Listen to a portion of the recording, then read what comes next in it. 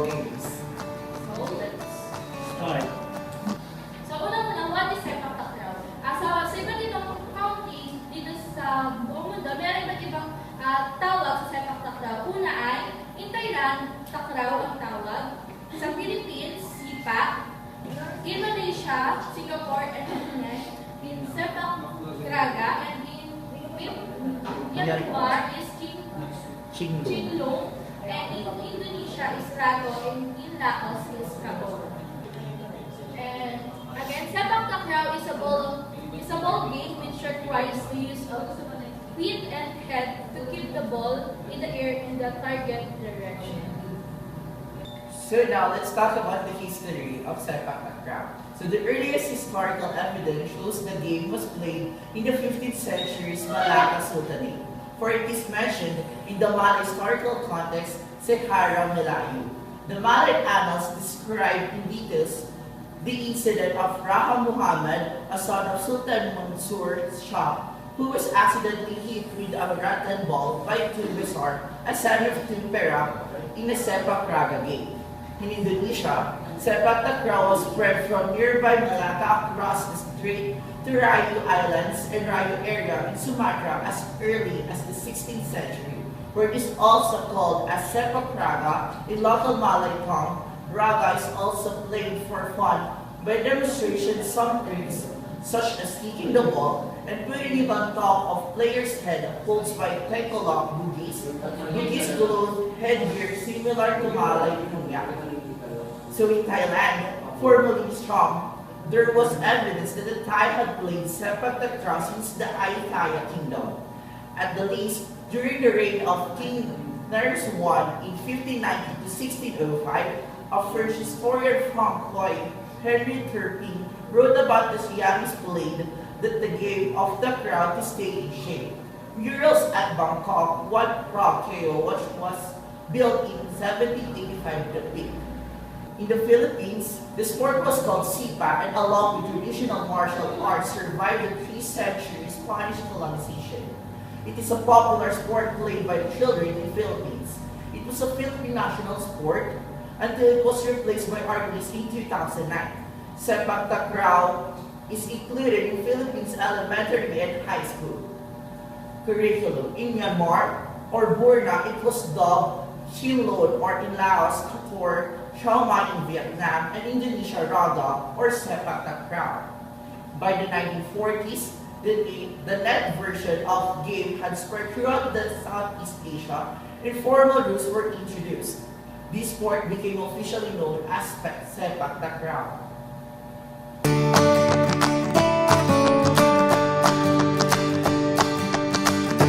So now let's talk about the court.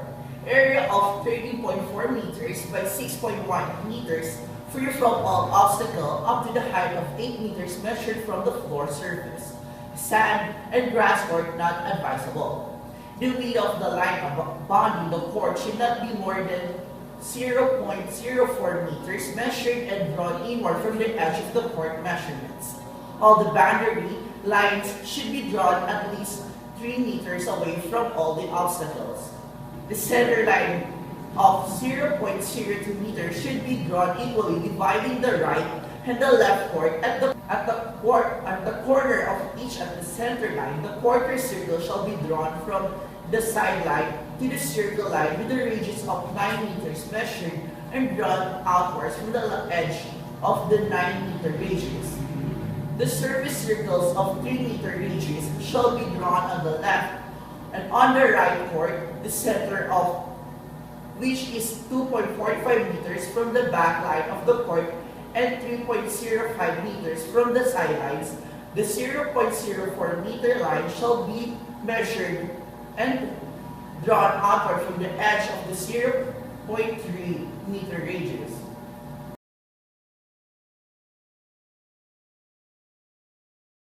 So now we will proceed to the substitution. Substitution is allowed or request made by coach or team manager of the ball is not in play. Only one substitution is allowed for each rego, which means team. Players who played for any regu is not allowed to play for another regu. Any regu or less than 3 players will not be allowed to continue the game and will be considered as having lost. So now let's talk about faults. The serving side during service. The inside player is making service throws, plays about with the ball, throwing up the ball, bumping, giving to other inside player and others. After the call score has been, the inside player uses his feet or steps on the line or crosses over or touches the net while throwing the ball. The Tegong jumps off the ground to execute the service. The Tegong does not kick the ball on the service throw. The ball touches his own player before crossing over the opponent court. The ball goes over the net but falls outside the court. The ball does not cross to the opponent's side.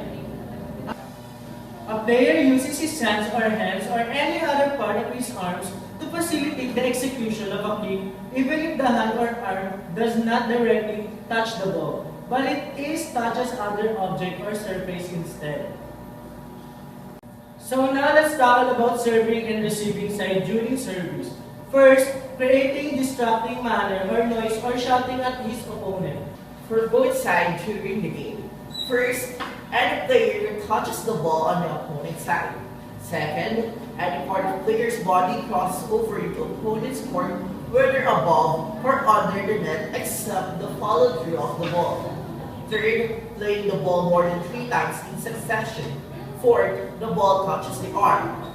Fifth, stopping or holding the ball under the arm between the legs or body. Sixth, any part of the body or player's outfit such as shoes, jersey, headband, or etc. touches the net or the post or the referee's chair or falls into the opponent's side. 7. The ball touches the ceiling, roof, or the wall, or any object. Now we'll be talking about the scoring system.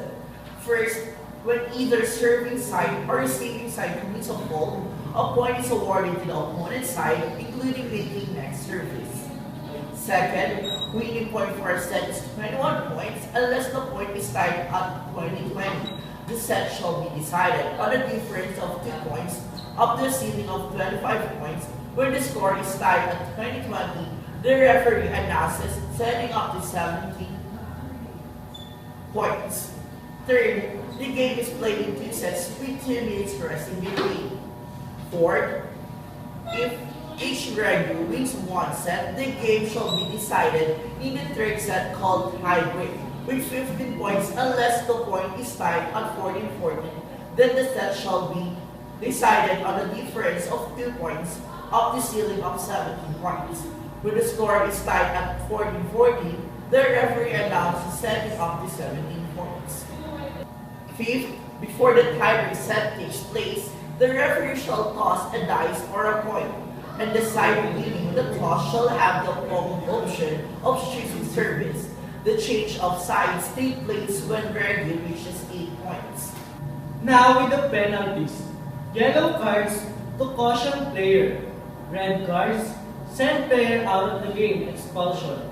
Red card is given if a player has committed international offenses such as first, persistent misconduct after receiving a caution.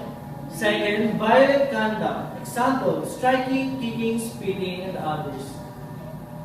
Third, using foul or abusive language. Any player that is shown a red card will be sent off the court and disciplinary action will be taken against him. He or she will not be allowed to play in any game if sanction has been made. Now the players. First, match in play by 2 referees per team consisting of 3 players. Second, one of the 3 players shall be at the back and he is called tech.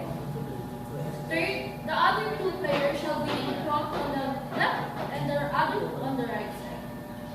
Fourth, the player on the left is called a left inside and the player on the right side is called right inside. Fifth, tackle, which means the server. Sixth, apitini, which called left side closer. Seventh, apit kanan or right side of closer. So now let's talk about the attire. Men should wear jersey, t-shirt, and sports, and rubber shoes. while women should wear rounded t-shirt with sleeves, sport shorts, and rubber shoes. The captain of each regiment shall wear an armband on left arm.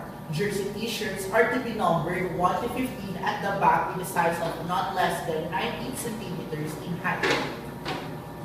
Now the start of play and service. First, the inside that must serve first shall start the first set. The side that wins the first set shall have the option of choosing service. Second, the throw must be executed as soon as the referee calls the score. If either of the inside players throws the ball before the referee calls the score, it must be a throw and warning will be given to the thrower. Third, during the service, as soon as the tackle kicks the ball, all the players are allowed to move about freely in their respective courts. Fourth, the service is valid if the ball passes over the net, whether it touches the net or not, and the boundary of the two net plates and boundary lines of the opponent's court. Now let's talk about the post. The post shall be 1.55 meters, 1.45 meters for women in height from the floor and shall be sufficiently firm to maintain high net tension. Second, it should be made from very strong materials and shall not be 0.04 meter in ranges. The post shall be erected or placed firmly 0.3 meters away from the sideline and in line with center line.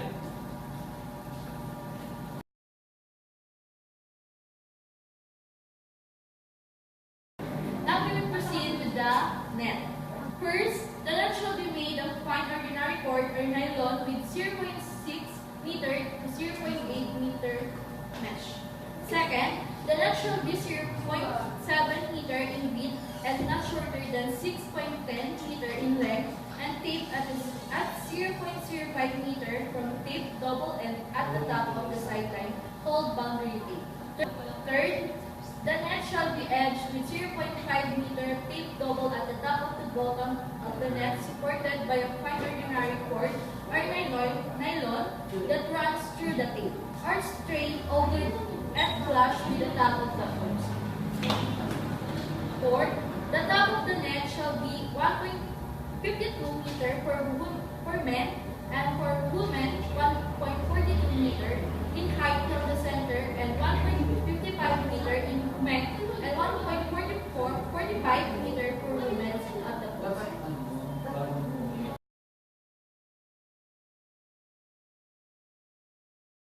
So now let's proceed to the ball used in sepak takraw.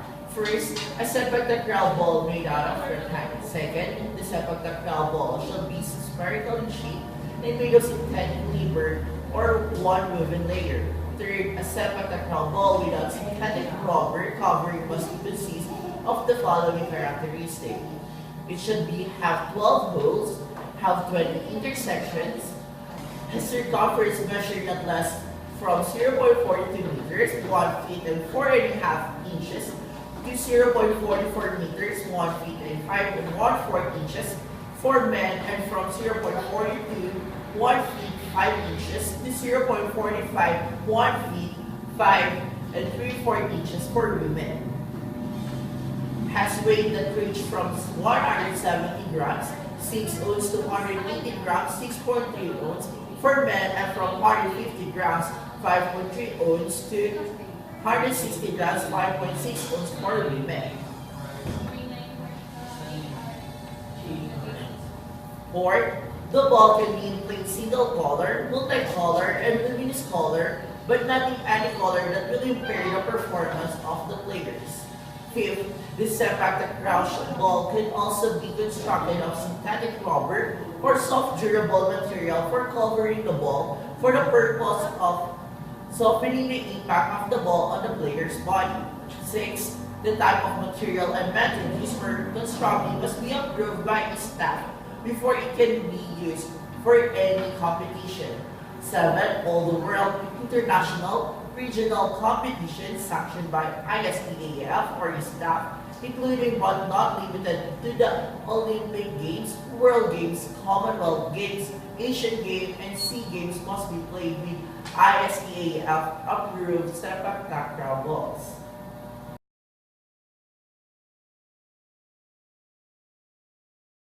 Now 5 kinds of kick.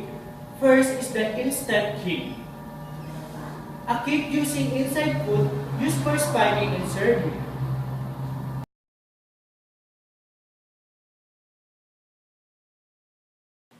Inside kick. Oh, yeah. Oh, yeah. Oh, yeah. One more from the front. Second is the knee kick. The easiest type of kick using the knee generally used when the ball is coming directly to the player.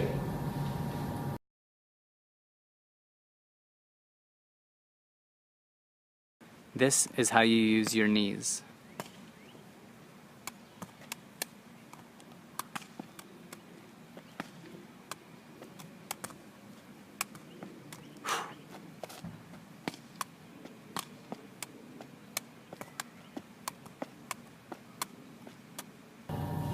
Third is the toe kick. The kick is a defensive kick normally used when the ball is coming low and away from the body, but it offers less control than the other kicks.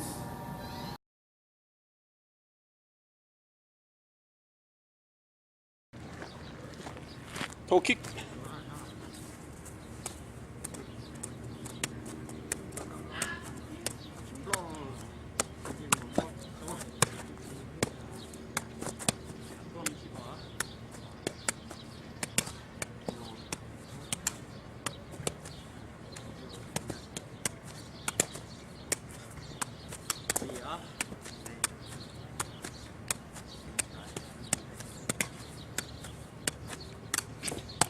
Fourth, if a kick using the outside foot, particularly when the ball coming outside the shoulder, it is called outside kick.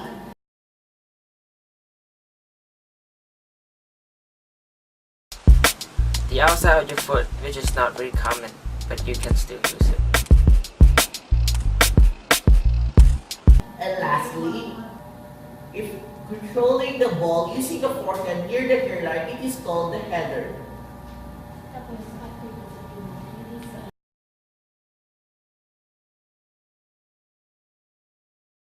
Forehand can be used to receive and strike. Here's how to receive.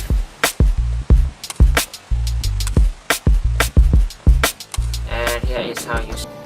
And that would be all. Thank you.